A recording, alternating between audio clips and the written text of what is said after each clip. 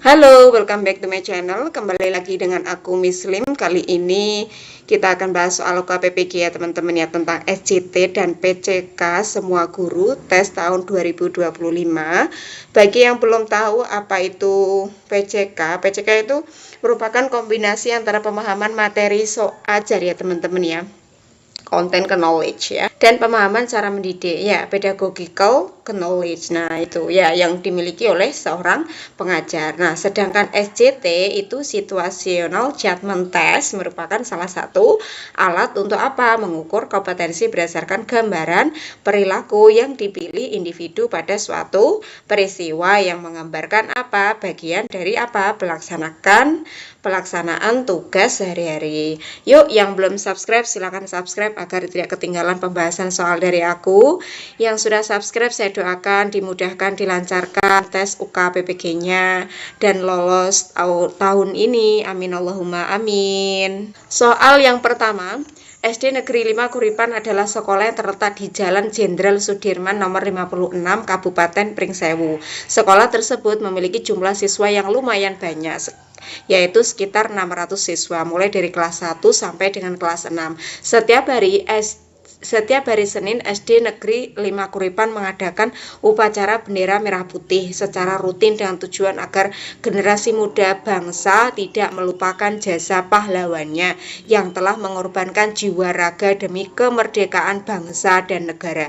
Namun pada kenyataannya masih ada beberapa siswa dan guru yang datang terlambat. Kira-kira solusi apa yang cocok untuk mengatasi permasalahan ini?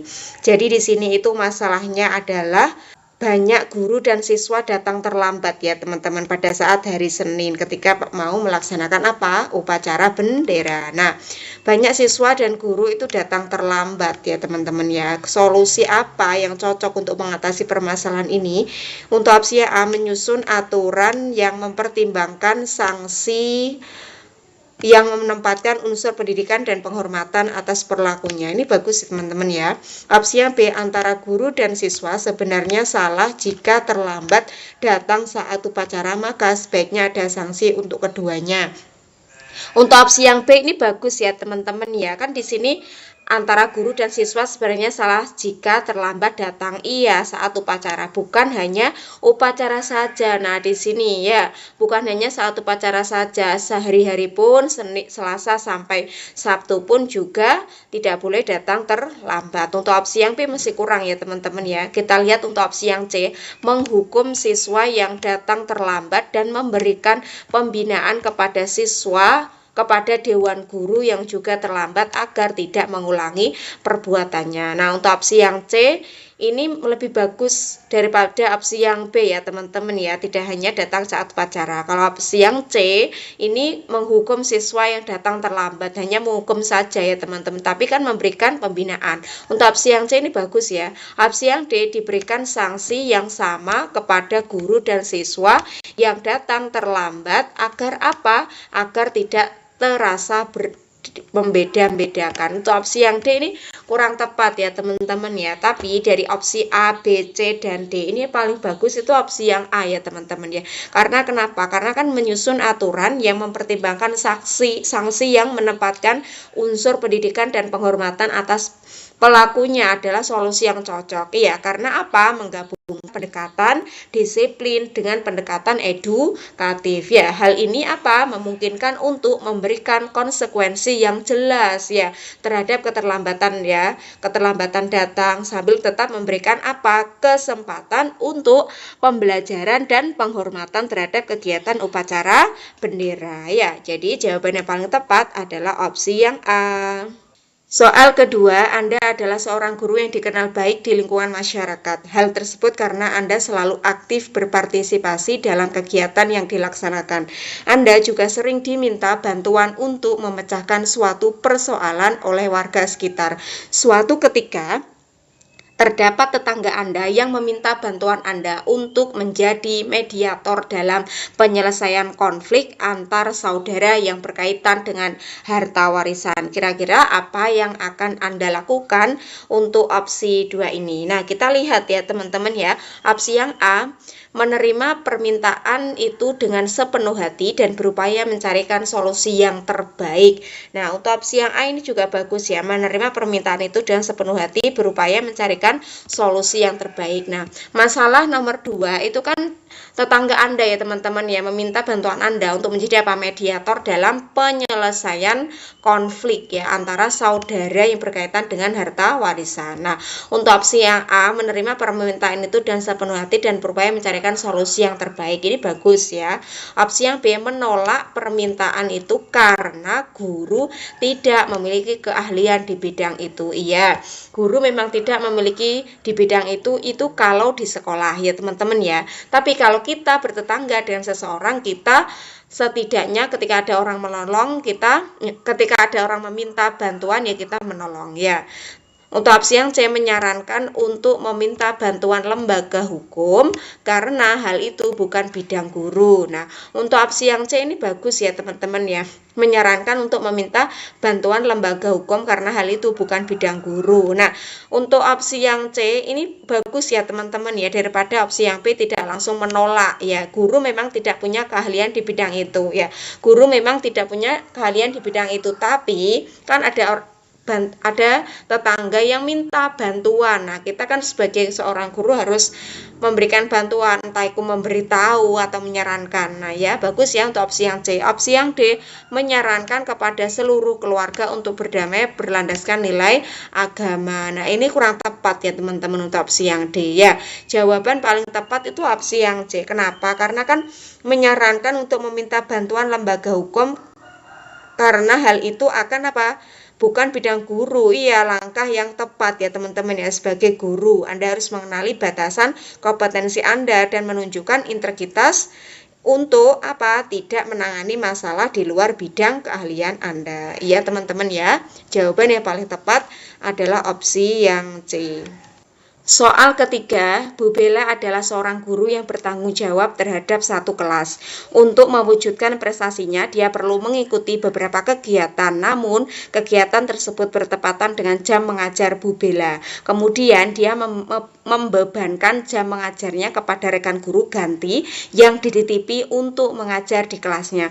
Karena Bu Bella akan mengikuti kegiatan untuk mewujudkan prestasinya. Menurut Anda, apa yang sebaiknya dilakukan oleh Bu Bella? Jadi di sini itu Bu Bella ya teman-teman ya. Bu Bella itu seorang guru bertanggung jawab untuk satu kelas ya. Untuk mewujudkan prestasinya, dia perlu mengikuti beberapa kegiatan. Nah, ceritanya Bu Bella itu sibuk ya teman-teman ya. Namun kegiatan tersebut bertepatan dengan jam mengajar Bu Bella. Nah, apa yang harus dilakukan oleh Bu Bella? Dia membebankan jam mengajarnya kepada rekan guru ganti yang dititipi untuk mengajar di kelasnya. Nah, ini Bu Bella akan mengikuti kegiatan yang mewujudkan prestasinya. Menurut Anda sebaiknya apa yang harus dilakukan oleh Bu Bella teman-teman? Menitipkan kelas kepada guru pengganti ya. Opsi yang A, tetap mengikuti kegiatan itu dengan memberikan imbalan khusus kepada rekan guru yang sering menggantikannya mengajar. Nah, untuk opsi yang A ini kurang tepat ya teman-teman ya, karena kan ada pemberian imbalan khusus ya, padahal itu adalah tanggung jawabnya Bu Bella ya, padahal yang dititipi itu adalah hanya guru ganti saja ya. Opsi yang B, tetap fokus pada mengajarnya yang dipadukan dengan pengembangan diri, misalnya melakukan penelitian tindakan di kelasnya dan mengikuti kegiatan pada waktu libur. Nah, untuk opsi yang B ini bagus ya teman-teman ya, jadi tidak mengganggu waktu mengajarnya ya teman-teman, tidak meninggalkan murid ya. Opsi yang C, fokus pada pengembangan dirinya yang dikaitkan dengan tugas mengajar, karena jika Bu Bella berkembang maka akan berdampak positif bagi sekolahnya juga. Ini bukan seperti itu ya teman-teman ya. Murid di sekolah juga tidak boleh ditinggalkan ya. Guru harus bisa mencari waktu ya. Bukan pada saat jam-jam ngajar Bu Bella melakukan kegiatan tersebut ya. Opsi yang C ini juga kurang tepat ya. Opsi yang D, fokus pada pengembangan diri karena ada rekan guru yang bisa dititipi, bukan menjadi masalah besar jika Bu Bella mengembangkan diri di luar. Ini kurang efektif ya teman-teman, ini tidak boleh seperti ini ya. Karena apa? Ini murid itu juga penting ya teman-teman. Murid di kelasnya itu juga tidak boleh ditinggal begitu saja ya. Untuk opsi yang D ini juga kurang efektif ya teman-teman ya. Opsi yang paling bagus itu opsi yang B ya teman-teman ya. Karena kenapa? Ini kan memungkinkan Bu Bella untuk apa? Tetap menjalankan tanggung jawab ya teman-teman. Mengajarnya sambil tetap mengembangkan diri secara profesional. Nah, seperti itu ya, tetap fokus mengajarnya yang dipadukan dengan pengembangan diri. Nah, seperti itu ya. Jadi jawaban yang paling tepat adalah opsi yang B. Soal keempat, terdapat peserta didik yang mengadu kepada guru bahwa dia selalu melakukan tugas piket kebersihan kelas sendirian. Anggota yang lain tidak mau terlibat membersihkan kelas. Mereka selalu memaksa dan memberikan ancaman jika siswa tersebut melaporkan kejadian itu kepada wali kelas. Sebagai guru yang mengetahui hal tersebut, apa yang akan Anda lakukan? Nah, untuk soal keempat ini masalahnya itu murid Anda di sekolah, di kelas itu melakukan tugas piket kebersihan itu sendirian ya teman-teman ya. Nah, sendirian. Anggota yang lainnya itu tidak mau terlibat membersihkan kelas ya, namun mereka selalu memaksa dan memberikan ancaman jika siswa tersebut melaporkan kejadian itu kepada wali kelas. Nah, sebagai guru yang mengetahui hal tersebut, apa yang akan Anda lakukan? Kita lihat untuk opsi yang A, memfasilitasi pertemuan bersama agar terjadi komunikasi antar anggota kelompok piket kebersihan sehingga semua anggota menyadari akan tugasnya masing-masing ketika jadwal piket kebersihan kelas berlangsung. Ini bagus ya teman-teman ya, memfasilitasi pertemuan bersama agar terjadi komunikasi antar anggota kelompok piket kebersihan. Bagus ya opsi yang A. Opsi yang B, merekomendasikan guru BK untuk melakukan konseling kelompok serta mengajarkan keterampilan bekerja sama dengan orang lain dalam suatu kelompok. Ini kurang nyambung ya teman-teman, malah merekomendasikan guru BK. Kalau guru kelas bisa mengatasi ya tidak usah merekomendasikan guru BK untuk melakukan konseling. Tidak perlu ya teman-teman, terutama itu guru kelas harus selalu bisa mengatasi terlebih dahulu ya. Opsi yang B ini kurang tepat ya teman-teman ya. Opsi yang C, guru memberikan evaluasi keterlibatan siswa terkait kegiatan piket kebersihan kelas serta menyampaikan hasil agar menjadi perhatian seluruh siswa untuk terlibat dalam tanggung jawab tersebut. Nah, ini juga bagus ya teman-teman ya, tapi lebih bagus opsi yang A ya. Opsi yang D, memberikan teguran kepada siswa yang mau terlibat dalam kegiatan piket kebersihan kelas agar siswa yang rajin tidak terpengaruh dan dia tidak mengulangi lagi perbuatannya. Opsi yang D itu hanya memberikan teguran saja ya teman-teman ya. Ini kurang efektif ya teman-teman ya. Untuk opsi yang paling betul itu opsi yang A ya teman-teman ya, memfasilitasi pertemuan bersama agar terjadi komunikasi antar anggota kelompok piket kebersihan ya, adalah solusi yang paling efektif ya. Melakukan komunikasi anggota kelompok dapat memahami pentingnya bekerja sama dalam tanggung jawab mereka untuk membersihkan kelas ya. Jadi jawaban yang paling tepat adalah opsi yang A. Soal kelima, salah satu tugas guru piket adalah membuat surat keterangan pemberian poin pelanggaran bagi guru, karyawan, dan siswa yang datang terlambat. Poin pelanggaran tersebut pada jumlah tertentu akan diberikan sanksi sesuai dengan kesepakatan bersama. Ketika Anda menjadi guru piket, Anda ada seorang guru bersama anaknya yang kebetulan anak tersebut bersekolah di sekolah yang sama dengan ayahnya dan keduanya datang terlambat 30 menit. Sesuai aturan, bagi yang datang terlambat 30 menit harus diberi poin pelanggaran yaitu sebanyak 30 poin. Tetapi tiba-tiba teman Anda yang datang terlambat meminta kepada Anda agar dia dan anaknya tidak dibuatkan surat keterangan poin pelanggaran karena alasan ban motornya pecah. Menghadapi situasi tersebut sebagai guru piket, apa yang Anda lakukan? Jadi kan di sini salah satu tugas guru piket ya teman-teman adalah membuat surat keterangan ya, pemberian poin pelanggaran bagi guru ya teman-teman ya, atau karyawan dan siswa yang datang terlambat, seperti itu ya. Jika dia telat 30 menit itu diberi apa? Poin pelanggaran sebanyak berapa? 30 menit ya. Nah, ini tiba-tiba teman Anda yang datang terlambat meminta kepada Anda agar dia dan anaknya tidak dibuatkan surat keterangan poin pelanggaran. Nah, karena alasan ban motornya pecah. Nah, bagaimana Anda menghadapi situasi seperti ini ya teman-teman sebagai guru piket? Nah, apa yang akan Anda lakukan? Ya, untuk opsi yang A, tetap membuat surat keterangan berpoin pelanggaran sesuai aturan tetapi hanya untuk anaknya dan dilaporkan kepada kepala sekolah.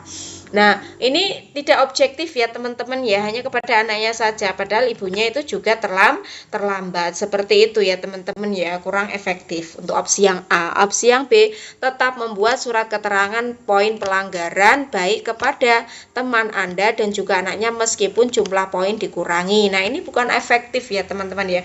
Tidak efektif ya untuk opsi yang B, ini malah mengurangi jumlah poin padahal sudah ditetapkan berapa poin? 30 poin ya. Opsi yang C, tetap membuat surat keterangan pelanggaran ya. Tetap membuat surat keterangan poin pelanggaran baik kepada teman Anda dan juga anaknya sesuai aturan. Nah, untuk opsi yang C ini lebih nyambung ya teman-teman ya. Opsi yang D, tetap membuat surat pelanggaran, surat keterangan poin pelanggaran kepada keduanya dan melaporkan kepada kepala sekolah atas kasus ini. Nah, untuk opsi yang D ini lebih bagus dari opsi yang C ya. Kenapa? Karena untuk opsi yang C ini tidak melaporkan kepada kepala sekolah. Seperti itu ya. Opsi yang paling benar ini opsi yang D ya teman-teman ya. Karena kan ini kan tindakan yang adil ya dan konsisten. Nah, tidak ada alasan untuk membedakan perlakuan khusus ya. Karena kan hubungan personal atau hubungan keluarga dalam apa? Memperlakukan aturan sekolah. Seperti itu ya teman-teman ya. Jadi jawaban yang paling tepat adalah opsi yang D.